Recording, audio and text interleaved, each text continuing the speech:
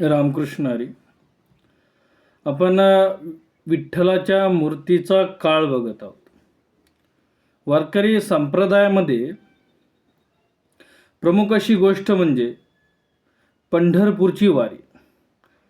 पंढरपुराला दरवर्षी वारकरी जे जातात ते त्या विठ्ठलाच्या मूर्तीच्या दर्शनासाठी, आणि त्यामुळेच विठ्ठलाच्या मूर्तीच्या इतिहासावर वारकरी संप्रदायाचा इतिहास बऱ्याच दृष्टीने अवलंबून आहे.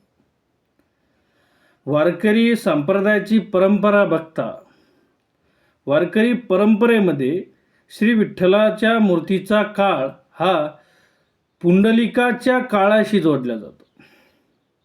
वारकरी परंपरेमध्ये जवळपास सगळ्या संतांनी आणि सगळ्याच वारकरी मंडळींनी श्री विठ्ठल अर्थात पांडुरंग हे पुंडलिकाकरिता पंढरपुरास आले हे वारकरी परंपरेला मान्य आहे. पण सध्या जे आधुनिक अभ्यासक आहे किंवा आधुनिक जे संशोधक आहे ते विठ्ठलाच्या मूर्तीसंबंधी अनेक संशोधन मांडून त्यावर अनेक प्रश्न निर्माण करतात. तर त्या प्रश्नांना समजून घेऊन आपण विठ्ठलाच्या मूर्तीचा काळ काय आहे हे बघण्याचा प्रयत्न करणार आहोत. तर उपलब्ध पुराव्यानुसार विठ्ठला मूर्तीसंबंधी किंवा विठ्ठलाच्या मूर्तीच्या इतिहासासंबंधी जे काही आपल्याजवळ पुरावे उपलब्ध आहे त्या पुराव्यानुसार त्या पुराव्याचे 4 भाग आपण करू शकतो. त्यानुसार एक म्हणजे पौराणिक पुरावे, 2 म्हणजे अभंगीय पुरावे जे आपल्या वारकरी संतांचे जे अभंग आहे, आणि तिसरे म्हणजे शिलालेखीय पुरावे, आणि चौथे म्हणजे जे इतर पुरावे जे आपल्याला दिसतात किंवा ऐकायला मिळतात ते इतर पुरावे.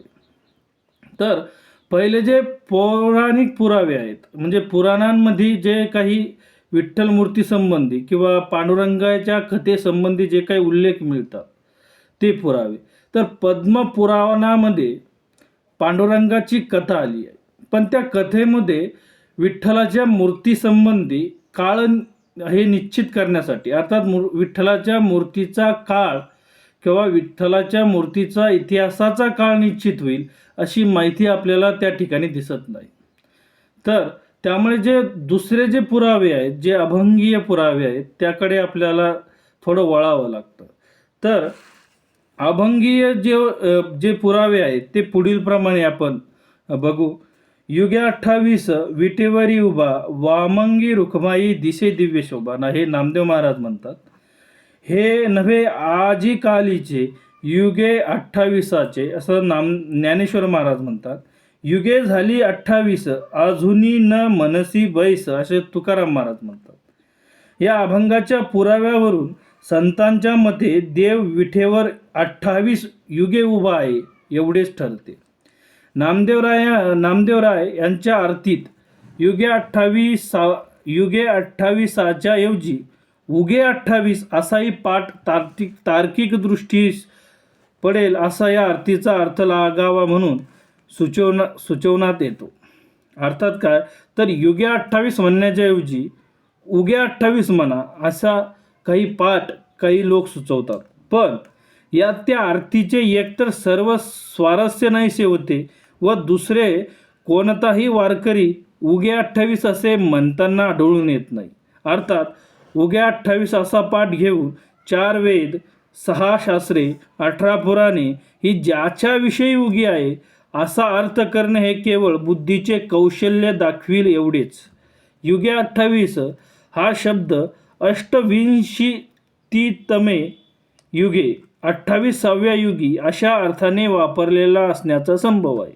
पंचांगाच्या प्रारंभी जी माहिती दिलेली असते तीवरून आपल्याकडील कालगणनेप्रमाणे हे वैवस्वत मनूचे 28वे महायुग चालू आहे. अर्थात युगे याचा अर्थ युगी युगांत असा केल्यास वारकरी श्रद्धेस योग्य असा या आरतीचाही अर्थ लावणे हे शक्य कोटीत येणार आहे. तात्पर्य, या अभंगीय पुराव्यावरून जुनाट जुगादीचे नाणे बहुता काळाचे ठेवणे हे जे श्री तुकाराम बुवांनी म्हटले आहे त्यापेक्षा जास्त माहिती मिळत नाही. ही पांडुरंगाची जी आरती आहे व तसेच श्री पांडुरंग मूर्तीचे वर्णन करणारे जे साधूंचे अभंग आहेत त्यावरून अलीकडचे संशोधक नवीन नवीन इतिहास तयार करत आहेत. या सर्व नवीन मतांचा विचार करणे स्थलाभावी अशक्य आहे.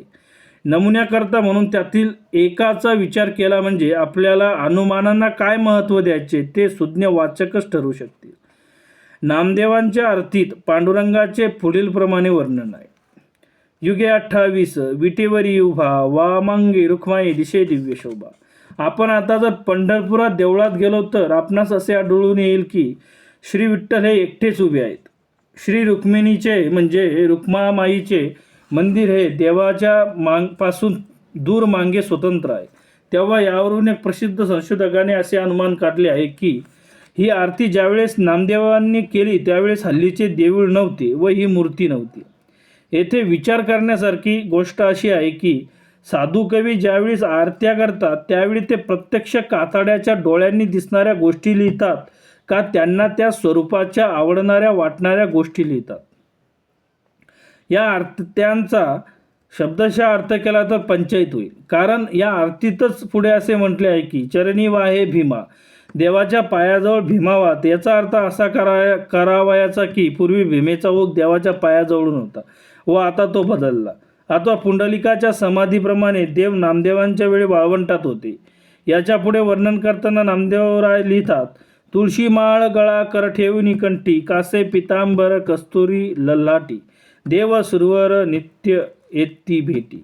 हे वर्णन प्रत्यक्षात दिसणाऱ्या मूर्तीचे धरून याच्यावरून काय अनुमान काढायचे. खरे असे आहे की आरतीत अथवा कित्येक अभंगात सुद्धा जे वर्णन आढळते ते भक्त देवाची जी मनोमय कल्पना करतो अथवा त्याचा जो आध्यात्मिक अनुभव असतो त्याचे ते असते. प्रत्यक्ष कातड्याच्या डोळ्यांनी दिसणाऱ्या मूर्तीशी ते जुळतेच असे नाही. उदाहरणार्थ श्री पांडुरंग मूर्तीचे वर्णन करणारे तुकाराम महाराजांचे पुढील 2 अभंग पहा. राजस सुकुमार मदनाचा पुतळा, रवी शशी कळा लोपलिया, कस्तुरी मळवट चंदनाची उटी, रुळे माळ कंठी वैजयंती.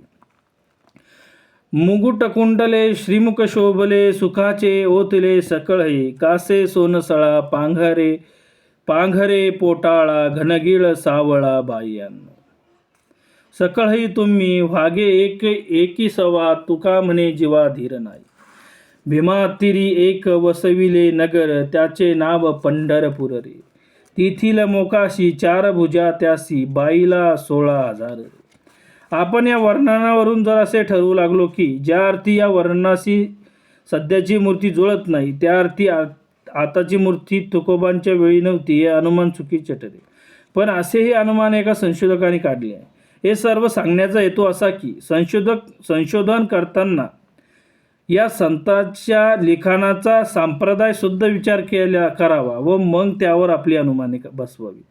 तसे केले नाही तर त्यांच्या शब्दावरून काढलेले अनुमाने चुकीचे ठरतील.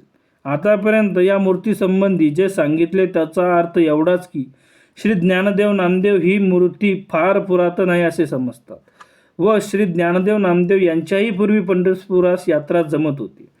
त्यांच्यावेळी 2 यात्रा भरत होती असे दिसते. नामदेवराय म्हणतात, आषाढी कार्तिकी विसरू नका मज, सांगत असे गुज पांडुरंग. कालाच्या बाबतीत आपणास यापेक्षाही थोडे मागे निश्चित रीतीने जाता येईल. आद्य शंकराचार्य यांचे महायोगपीठे तटे भीमरथ्याम वरम पुंडरीकाय दातुम मुनींद्रैः समागत्य तिष्ठन्तमानंद कंदम परब्रह्मलिंगम भजे पांडुरंगम. हा श्लोक ज्याचा आरंभ आहे असे एक पांडुरंगाष्टक प्रसिद्ध आहे. या अष्टकावरून श्रीमद शंकराचार्य यांच्या कालीही श्री पांडुरंग दैवत प्रसिद्ध होती ही गोष्ट सिद्ध होती. श्रीमद आचार्य यांचा काल साधारणतः 8वे शतक असे ठरवितात. तेव्हा तत्पूर्वी म्हणजे शकाच्या सुरुवातीपासून या देवताची चांगलीच प्रसिद्धी असावी असे उघड होणार आहे. कित्येकांच्या मते हे अष्टक आद्य शंकराचार्यांचे आहे किंवा नाही याबद्दल संशय आहे. पण हे अष्टक आद्य शंकराचार्य यांचे असले पाहिजे, कारण श्रीमद आद्य शंकराचार्य यांच्या ग्रंथाची जी प्रत प्रसिद्ध झाली आहे तीत विभाग 18 पान 36 वर या अष्टकांचा समावेश करण्यात आलेला आहे. तर या प्रकारे आपण अभंगीय पुराव्यांचा विचार आता केला. पुढील भागामध्ये आपण शिलालेखीय पुरावे याचा विचार करू. रामकृष्ण हरी.